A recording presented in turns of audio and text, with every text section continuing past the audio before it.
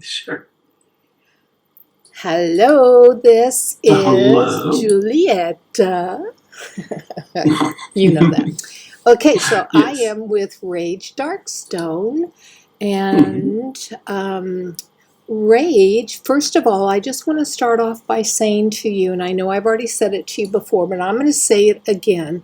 I'm so Yeah. happy that you accepted the invitation to participate in America Art.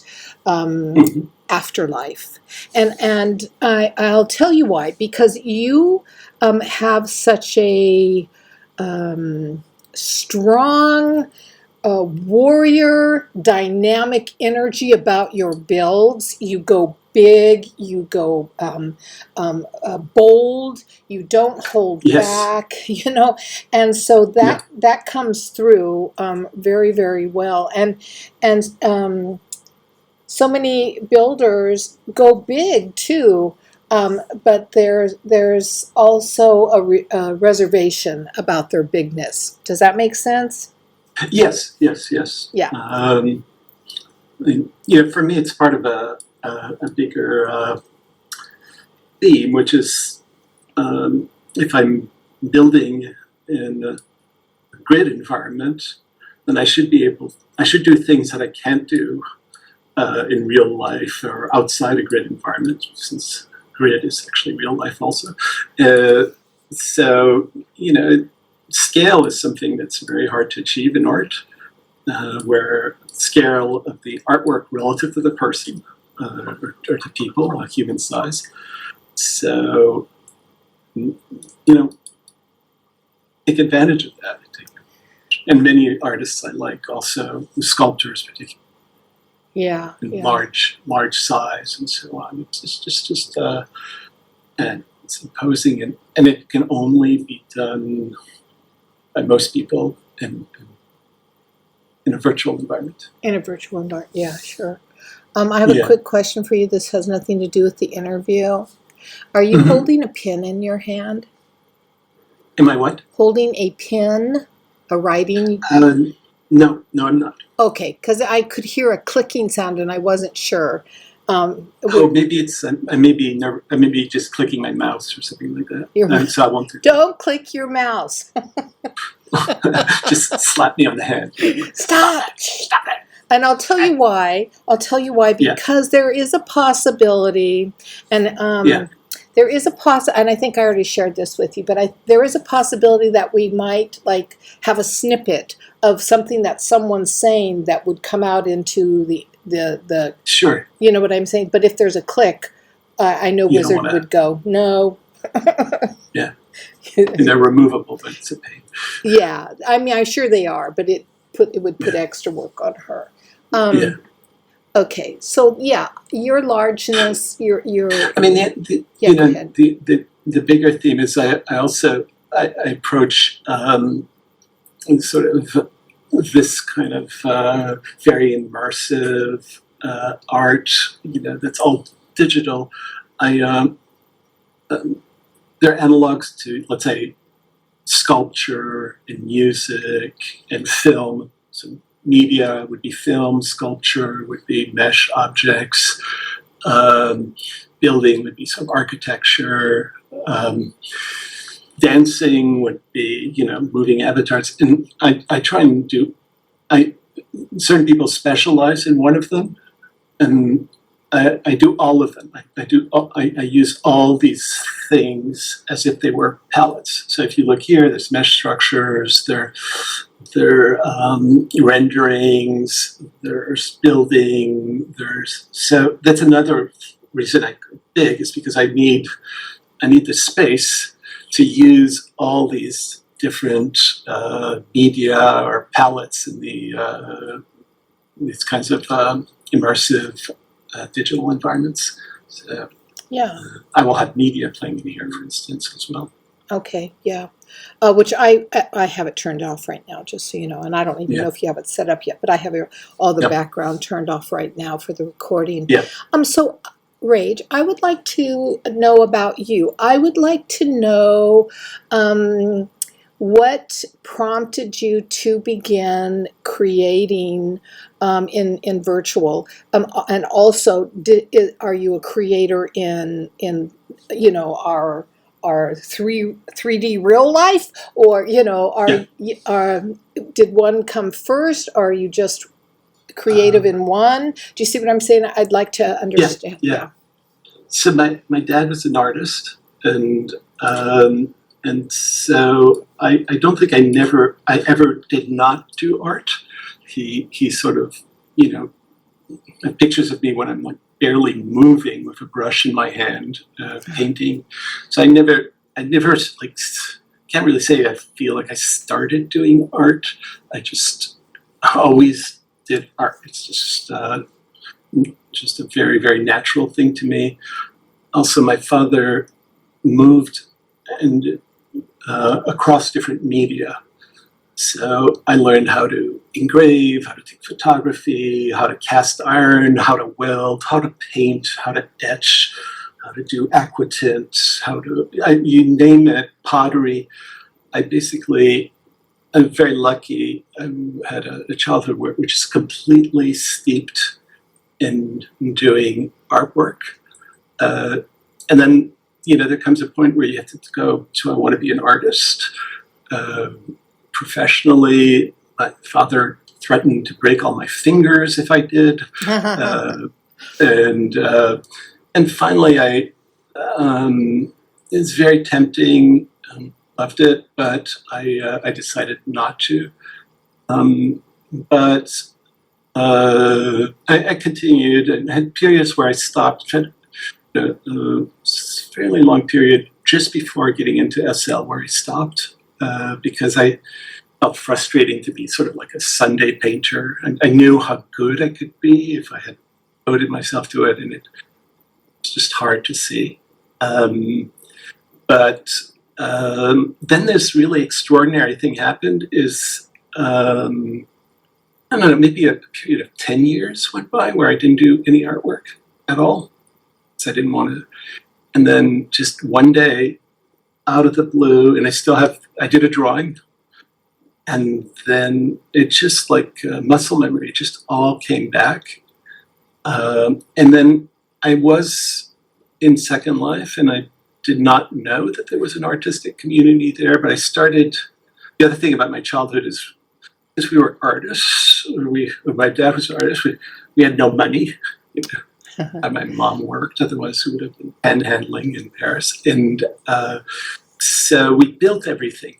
We built everything ourselves in the house. And so when I came into SL, I started building everything myself. I don't like buying things. So I started building, and I built a gallery, and then I started bringing the art that I was starting to do. And then it just took off from there. And I went from doing more sort of like 2D art, like taking a drawing and sticking it on a prim, and Second Life, and then to doing more, and then ultimately doing performances. I call them performance builds, where I res and de-res hundreds of objects. And I use media, and I use dancing, and I use particles, and so on. And so that's sort of the genesis of my immersive 3D, dynamic art Great. here. Okay, great. I think you're an artist, and foundationally you're a creative, and I find that to be the more valuable foundation is that you're creative, because you move from one form to the next. You can, even if you find one you really love, you still have to dabble in other mediums. So I should say that I can't really discuss my what I do professionally, but what I do professionally has to do a lot with I write theories. Mm-hmm. And for me, theories are beautiful, and it's just like art with ideas. Yeah, it's Uh, creative. they say that beauty is truth. Well, a beautiful theory. There's such a thing. It's not boring to read. It's exciting. It's interesting, and so on. So I am incredibly creative in the realm of ideas, and it's been a tremendous, source of success professionally to be creative and thinking. Oh, that's But awesome. that's so it's I can't. I call myself a creativity junkie. Yeah, hey, I'm right there with you. Yeah, I'm Yeah. right there with you. But not every artist really has that creative grain. They just get stuck in one modality, Yes. and that's not a bad thing. It's just a personal alignment and choice. But Yeah. I tend to celebrate Yeah. a lot of mediums. But okay, so I'm going to bring this now to this project that you're involved in, Yes. America Art, and the Hmm. theme that Art Blue brought forward for all of us was. Hmm. Or is the afterlife. So, I would like for you to share some of your vision about that, like during your process of planning and then beginning your building, Yeah. the start vision that you had, and how it That. evolved. I'm sorry, Rach, and how it Yeah. evolved to become where you're at with it now. Sure. So I have. I guess it's very mysterious. I have. I all of a sudden I have a flash of sort of an image that emerges in my head, and it boom, it just happens. And it's also, since I'm sort of a conceptual thinker, it's frequently associated with sort of a conceptual um, sort of idea of how the build and will take place and how it will be configured and so on. Initially I thought, wow, afterlife. I'm not. I'm. It's not that I'm religious or not. I don't even care about religion. I'm like an indifferentist. I'd rather talk about anything other than whether God exists or not. It's like for me, it's like talking about whether the Easter Bunny exists. So I'll be right up front that I have absolutely no religious background. So I read a lot, about the afterlife to prepare for this, and it's beautiful. There's like a tremendous a religious imagination, I call it, where you look at different religions and just like these amazing things. And I guess I what I the thing, the idea and the feeling that's embodied in this build is that it's largely the notion that we don't know what the afterlife is, right? That there may be nothing, there may be something. I could be reincarnated in a newt. I could be in hell. I can be in heaven. It could be a huge trip, across a river and full of challenges. There's just, the humans have just come up with these beautiful ideas and conceptions and parables and so on. So I immersed myself in that, and what I came out of it with was just this notion that we don't know. So I wanted the build to capture this. We just don't know. We're taking a leap into into completely unknown world or afterlife. And so the way I could sort of be very precise in how the build is configured to do that. Basically, as you can see, there's like floors and funnels, and they're holes. And you come in at the top, and there are sort of these mesh figures pointing you to the hole, and you jump through. You jump into the afterlife, not knowing at all what's below. And in fact, I have scripts so that you can't even cam down and see what's below. If I can have enough time, I'll put it. So it'll be a leap into the unknown. And then what happens is there's a series of levels like that, and you just fall, and then on a sort of floor, and then artwork appears. And these are just like conceptions, just my conceptions of what it could be like. It could be, it could be beautiful, it could be scary, you could be under question, you could be they're figurative, but they're just sort of like emotions. But so you land on one level, and the artwork sort of appears. It goes from being transparent to opaque, and things happen. And then there's a notion also that there may be an afterlife to the afterlife, or these are all different types of afterlives. But then there's another sort of hole, and they're beautiful holes. They're not just like a hole in the ground. They're beautiful holes that you jump into as an avatar, and you go sliding down, and then you fall into another world. And that repeats itself 5 times, and it gives sort of 5 sort of different, fully imaginative, artistic views of what afterlives sort of I felt came through me in my mind. So key concept is the unknown of it, the really the fundamental lack of knowledge, of understanding, of proof for people like me, and I think many people, even if they're religious, in moments of doubt about what's next, if anything, so that was what guided me. If you want, we can start at the top and jump down from level to level to level. You'll see that each one is it's very unique, very special. It expresses a different feeling, some are fear, some curiosity, and so on. I never got to do. It was too hard to. I had one where I had 2.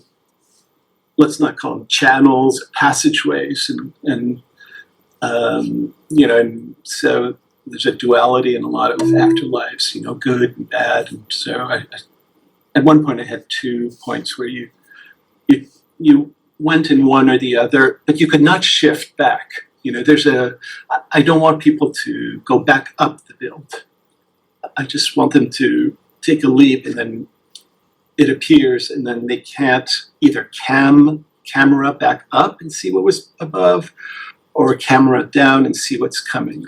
I want a real sense of mystery, and with the mystery, the tremendous surprise, something beautiful, evocative. You mentioned something about going in. It's directional, right? You're Yes. And Yes. I sometimes find that even artists, they go to an exhibit, an event, an installation, and they're so friggin' lazy. They stand in one spot and they cam around. And I don't understand that kind of mentality, because I do feel you have to go from one section to the next section to the next section with your avatar. That's the only true way to experience fully an installation. Yeah.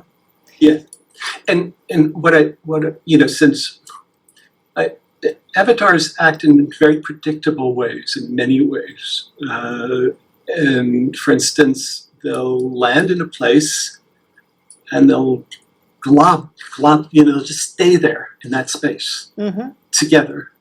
Some will cam, some will move, and I don't know what, everything I've done creatively always has an element of motion in it.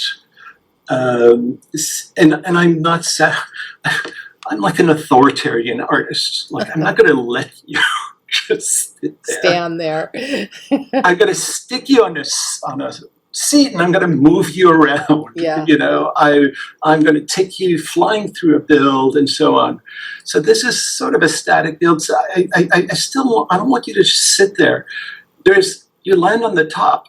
There's a bunch of people pointing to a channel. You've got to jump down, and if you cam down, there's nothing. You know, and so it's sort of what's called gated. You know, you have to flow through the art, and you have to look at it. You sort of have to look at it through different angles, and you fall, and you trip on things, and art, you know, sort of appears because it's a script that turns it from transparent to visible. So yes, very much. This is not a piece of art where you can just sit and cam, or that is, and you're sort of you walk and you fall in many places, and you fall to a new piece of art. Yeah. You know, and then you've got nothing to do at that point other than go to the next channel. You know, so there's a I want people to experience the art. Yeah. You know, and I'm a little authoritarian because not in a mean way, because I think, you know, I think they'll see things, and precisely like you said, they'll see things when they're in the art and they're walking around it and bumping into it and seeing it up close and far. They'll see things that you can't see in camming, you know, or you've just got to be in it. And also, you know, if the art is itself very static, then it deserves to just be camped. That's right. Right? Yeah. I mean, you know, I think one of the great things about the Biennale, all these Art Blue projects, is that they're so, you know, nothing is close together.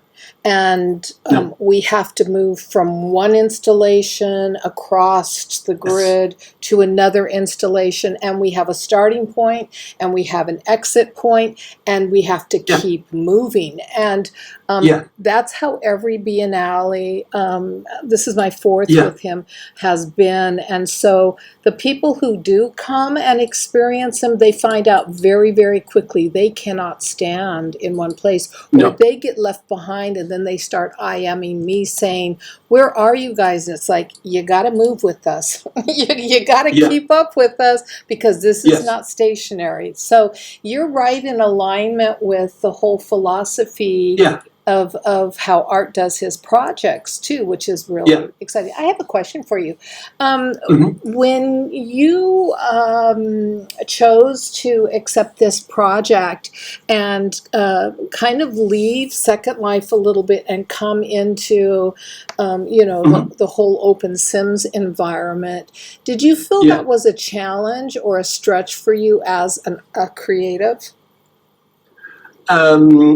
Well, you know, it's like a bit like it's not like a leap in the afterlife, but it's you know, I've spoken to other artists that have done things there, you know, and it's just very much, I don't like doing the same thing over and over and over again. I like a lot of my art involves combining things that were not made to be with each other. I don't believe anything's new. I believe that they're new combinations. So I like environments which are going to give me, I call them recombinants, you know, things that can be combined in different ways. So you know, the idea of like, wow, a new environment where I might find new, they're also called oddments. It's a word that means like, they're like bits and pieces of things that are no longer together. That they were not made for. They were made for a purpose, but they're detached from things. It's like I like recombining things. That's why I like these, you know, mixing up media, mesh statues, builds, particles, dancing.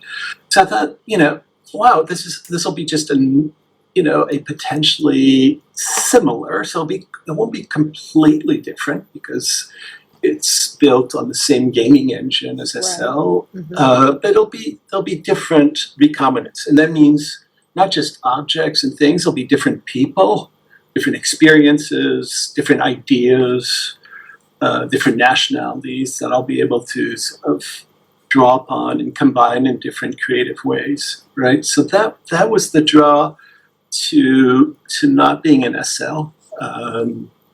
And breaking now into another world, and I haven't been disappointed. I've not been disappointed. Oh, that's good to hear. Yeah, I have. It's been a.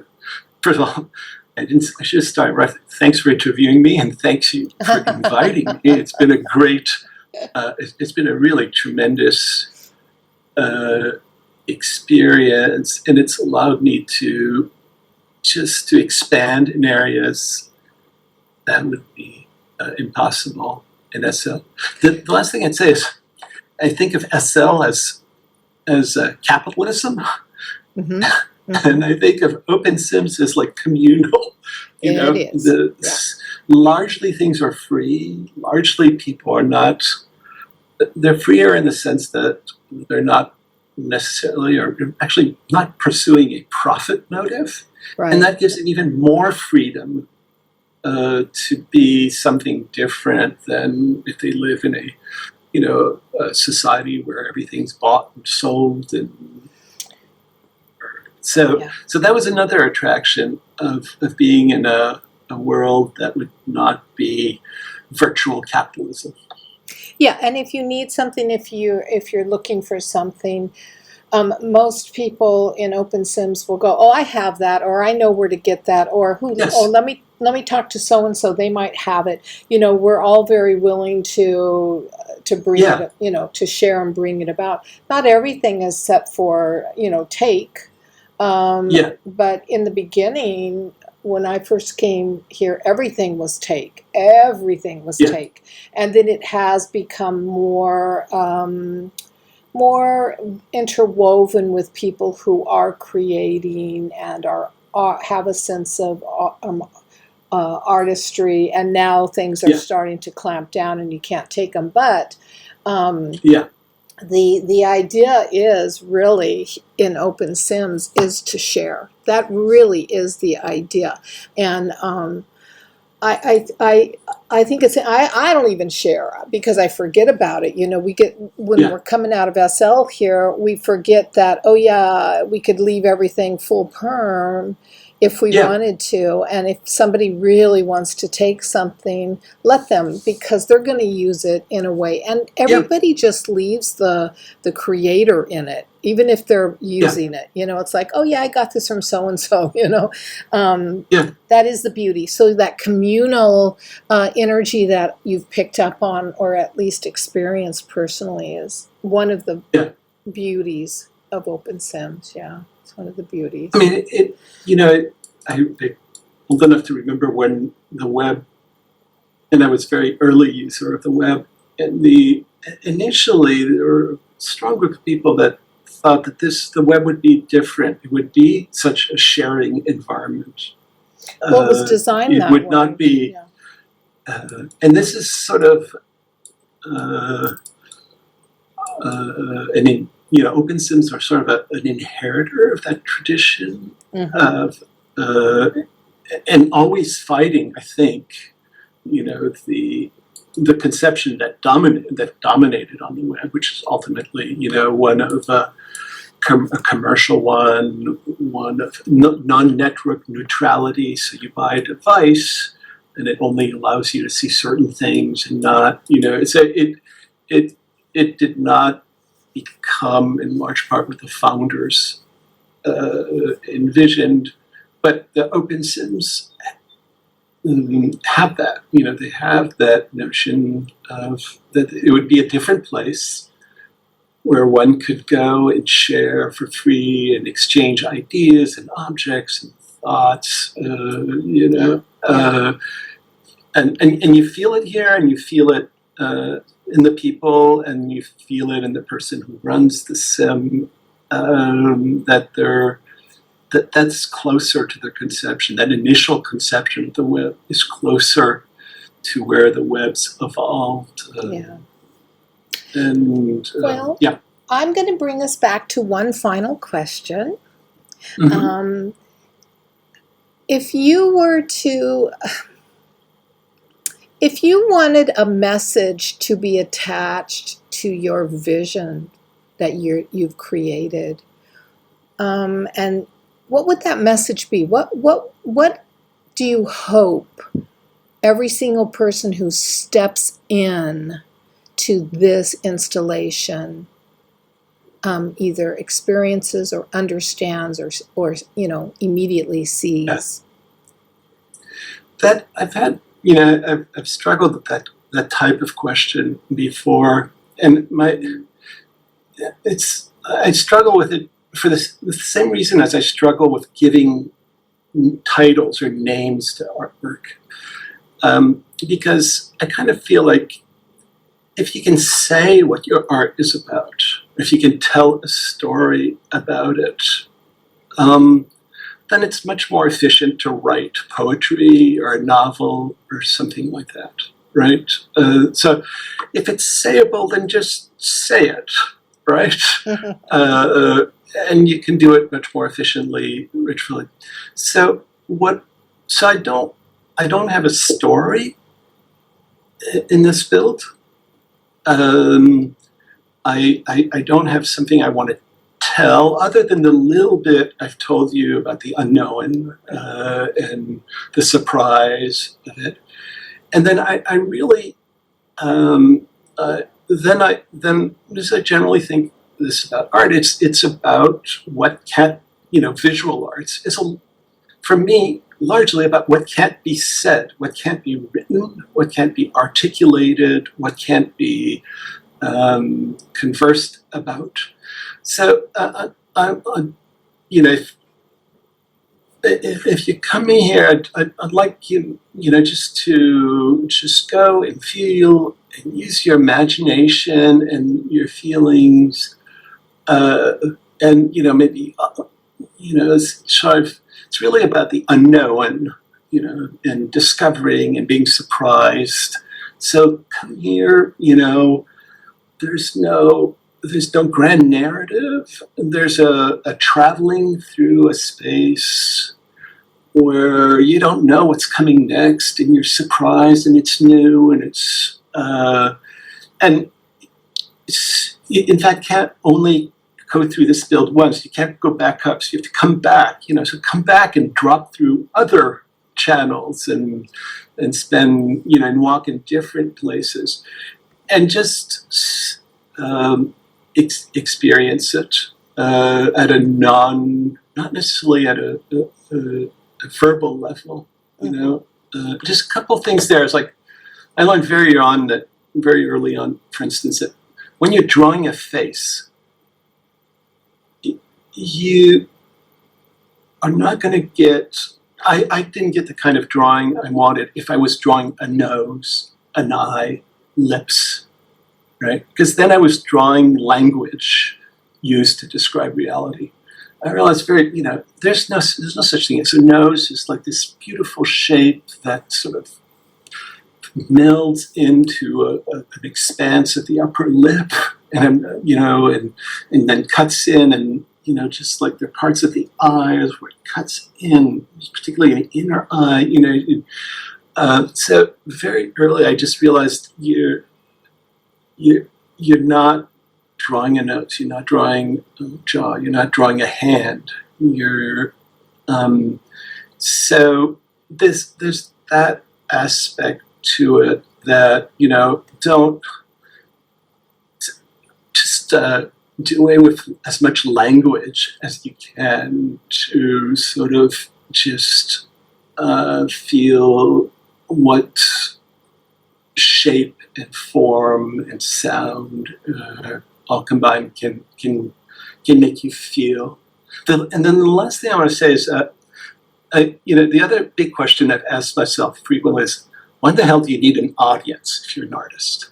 Right now, Yeah. right?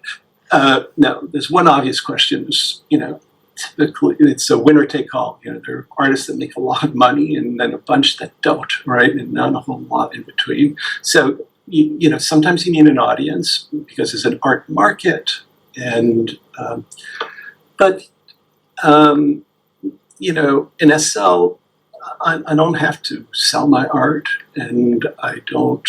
That way, I'm not captured by a gallery where I have to stay in a style. So I'm very, very, very free. And then so it really sort of raised the question, why don't you need an audience, right? Why in the hell do I need an audience? Why can't I just do what I love? Is just be completely one with a medium where I'm not even aware of my body, and I've achieved enough technical mastery that I can just. I came to the conclusion that this is how I think about it. Is I think of myself doing artwork and then like having friends next to me. We go, something beautiful, emerges, and we're like, wow, that's really nice. Mm-hmm. That's like how I'd like an audience to feel, and maybe they're doing art right next to me. And we're just like sitting there and we're going, oh, look at this. That's really cool.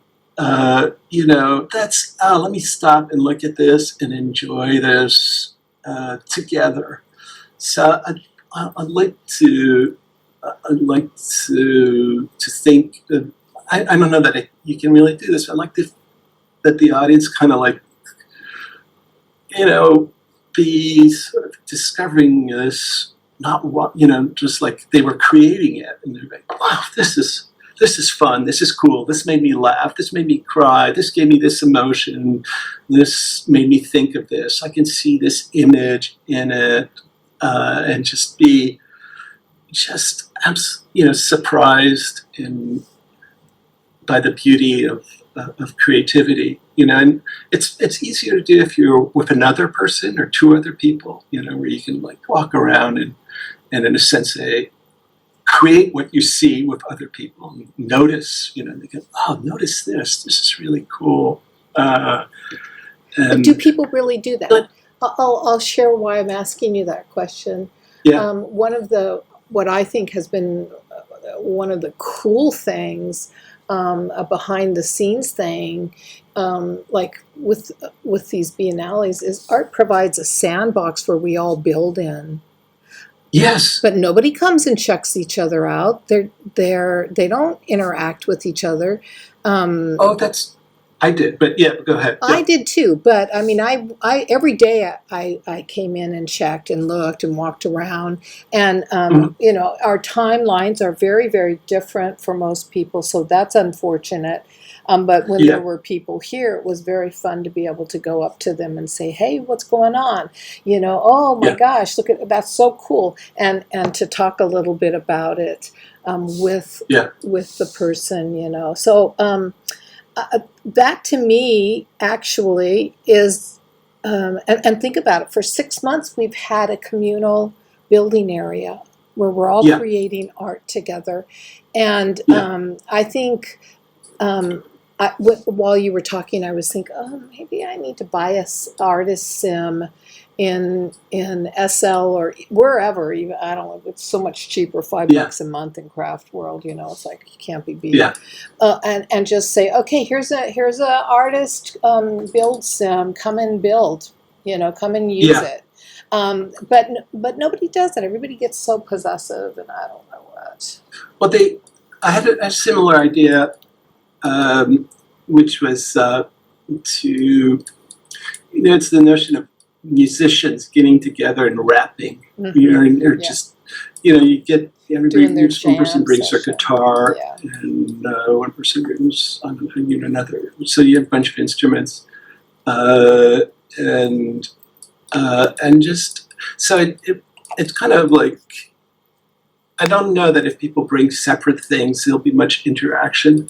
But if it's a bit like a jazz band, where people are riffing off each other, Mhm. You know, like I throw particles out, and that gives you an idea of like some prints you want to drop, and some, Well, what was uh, her name? and it, yeah, What's her name? I used to get invited to come and do group builds with her yeah, at the Mind Institute, and I forget what her name was now. Oh, it's terrible. yeah, An older she was in her 80s, a psychologist, and she would do these builds, and there'd be three or four of us as artists, and then there'd be three or four musicians, and they would yeah, improvise, and we would build to their music, and yes, then we would yes, flip it, and we would build, and they would improvise to our build. yes. It's very cool. That's beautiful. Very cool. Yeah, Yeah.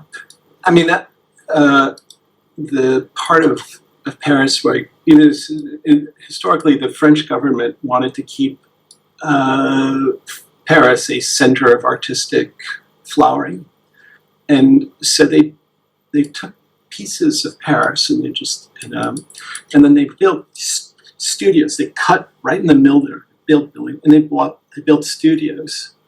And so you had a critical mass of artists, and then you had these cafes. And at these cafes, philosophers, writers, sculptors, painters, authors would just congregate Mm-hmm. and shoot the shit, and talk about things, right? And that just, when everything, the whole artistic center, as it does, shifts to different places, everything shifted to New York. That geographic proximity of all artists and different media went away. And what is there's a real parallel to that for me Mm-hmm. in these, because if you think of someone doing music, someone singing, someone doing particles, and so on, we kind of know each other. Yeah. It's like these people's hanging out in a Paris cafe, and it creates a world which was a historical accident in Paris. It was, like Picasso would talk with Merleau-Ponty, a French phenomenological philosopher, and get ideas from that. That doesn't exist. It's not very well mediated through the web. It doesn't happen. But in a strange way, I found that I get that same feel in these virtual worlds where it's like we live in the world that we create, and we're in contact, and I know you, and I know a bunch of artists, and I can go to shows all the time. And sometimes you go to a show, it's only the only artists at the show, and they're just sharing. Mm-hmm. That's Yeah. That's another thing that's only possible now in these environments, Yeah. where you can and people from different nations and people from who speak different languages, that kind of mixing, that combining, and so I really enjoyed Art's vision of having this thing, in a sandbox in great proximity. I had some of those contacts. Weirdly, though, it's because I initially thought, I want this, I told you the idea is that the afterworld is unknown. So I didn't want anybody to see this initially. I wanted to be a surprise to everyone. What would be, as you went through one portal, I wanted it to be a complete surprise. So I actually built a lot of this, and you didn't see it because it was transparent. Yeah. And finally, I relented. I just didn't have the time, and so on. But to be true to it, I wanted it to be a complete surprise to everyone. Well, and that's what happens when we are building for something specific. When we're creating for something specific, we do want there to be an element of surprise, even to our peers who are participating in it, And yeah. Well, I'm going to bring us to a close now. So you mentioned this earlier, but I'm going to put you on the spot.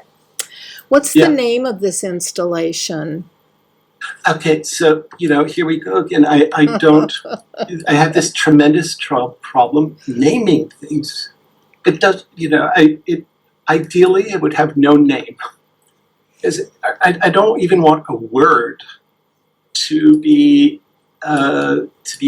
mediating between the experience. I don't want people to come in with a word which is going to guide. Well, they're already This is coming terrible. in with a word called afterlife. So they're already Yes. coming in. And so they're going to just say, oh, here's I don't Rage's have a name. afterlife. I've struggled with a name. I always struggle with names. I hear you. That's why I'm Because- putting you on the spot. Yes. I was looking at, It's a mystery. That's what you could call it. It's a mystery. yeah. Well, there's the only, I was interested in Morpheus and his two brothers. They're the three sons of the god of sleep. I hope I didn't put anybody asleep, right? Somos. Somos had three sons. I have a memory of a note. So one of them was Morpheus. Morpheus was what creates human shapes in your dreams. One of his brothers what creates more sort of like objects and so on. And the third one is sort of creates scary, surprising stuff. Yes, mind. And so on. Mind, yeah.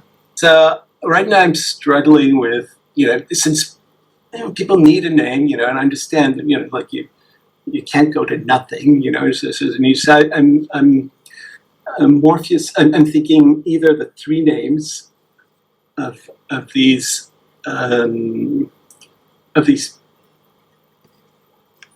Well, you have used the word dreaming. unknown quite a bit.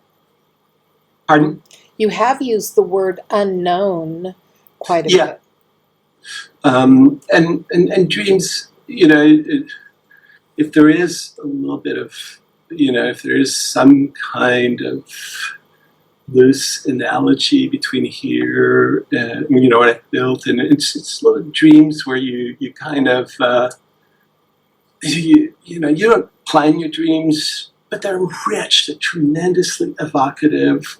They combine just these weird ideas and situations and places and people from your past and your future, and so that as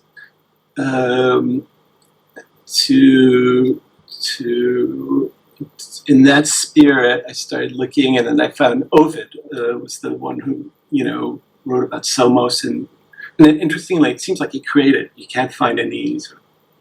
So maybe the three names of these three brothers, and just, but then it would just be so, maybe people might be curious to just read something that's loosely related, and it would just spark their imagination when they're here. So it's not like a naming of something, right? Just like a cool thing to read about, and maybe you read about it and come here, and that they're. One will have sparked your imagination, and this will spark your imagination, and that's what it's all about. Well, in the book, you will have an opportunity, or for the book, you will have an opportunity to give a description of your installation. So you could actually share that a bit of that myth. Yes, I could. Mm-hmm. Although I'm very loath to use language. Sorry, it's just you don't have to. That's why I'm doing this interview. I'll do the language. Yeah. I've written a fair amount about not using words. I'm a writer. I have 15 published books out there. So I'm a writer, I'm a painter, I make quilts, I use all forms of expression. I find them all equally valid and important in the end. Yeah.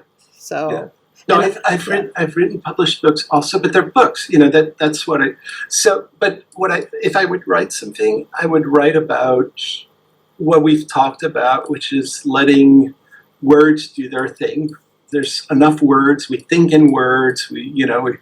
Like words get a lot of play, and what it means to come in contact with the world without words and the categories that they determine. Every word's a category. This is a dog. This is a cat. This is a nose, and so on. And what does it mean to sort of get in contact with the word? So you don't want to attach any language to your art forms. Yeah, and I want to actively discourage people. Yeah, I'm like telling stories. I like what art did, which is kind of like give like a little bit of a theme, the afterlife. It's not highly constraining. It gives a little bit of guidance. It creates, sort of a loose field of meaning of words, right? But it's not like, it's not like religious art where you have to show, the steps of some kind of Nothing's wrong with ritual that. figure. It's very open. It's not. Every person's going to have their interpretation, and it's equally Yeah. valid. I'm surprised at how many people made it about a religion and about death. And that one was the most surprising factor to me. Yes. That one word elicits such a response, such a mental response, actually an emotional response, because you hear the word afterlife and you go, oh, death. You hear the word afterlife and you go, oh God, religion, devil. You know what I'm saying? And for me, I made mine the goddess, the temple of the goddess. It's all about conscious evolution and ascension, and it has nothing to do with death. No. Yeah. I mean, one thing, another sort of inspiration I had is like, we don't die in one moment. Oh, I've participated in some death experiences. People leave their body, they're gone. Trust me when I say no. But in this sense that there's this last time that you'll be remembered. This is the last time you'll be on the web. This is the last time our body disappears, but we don't know. Everything we were also dies bit by bit. There's also this notion of a transition, a 1-0, alive, dead, and I thought playing with the idea that we don't die all at once, or we die and then we go. And a little bit of the idea here that we die and then we have afterlives and afterlives, not necessarily in the sense of reincarnation, but possibly, Sure. It's not the afterlife; it's afterlives. So it's just, it's just a couple words that are really pregnant with a lot of possibilities and ideas, and I think that's very cool what art did. It's not constraining. And what art in you, did, right? It's not constraining. It's not all over the place. And there's a little bit, when we all are freaked out by, or some of us are freaked out by the idea of no longer existing. So it's got a tension to it that's going to draw people. So I just think it was a very nice way of structuring it with a loose language wrap around it that was not constraining. What you talked about first of all taking people out of Second Life and then putting them together in a sandbox, so they would interact while they were creating, and they would come in or walk into each other's art builds or creations. So it's been thank you. It's been a really, really good experience and you've all made it easy also from a logistical point of view, and also navigated it. We talked about a process which, with a very light touch, you want people to finish the thing by the end of July, and you're like, they got to do it, and you've allowed like this interaction, this freedom to to do all this in a space where also you don't have to pay for everything and you can try things very loosely. So it's been a tremendous experience. Well, thank you for being here, Rach. And it's really been an honor to do this interview with you and to Yeah. dive into what makes you tick and to share and hear a little bit about how you Yeah. think and perceive. Yeah. And I think that's one of the most personally, for me, one of the things I like the most about talking with other artists is to get their perception, because they're all so different, and nobody is ever going to see something the same way. And I think that's the beauty of art, is it's left to, we create, we let it go out into the world, and people are going to respond to it in the way they need to respond to it from their frame of reference.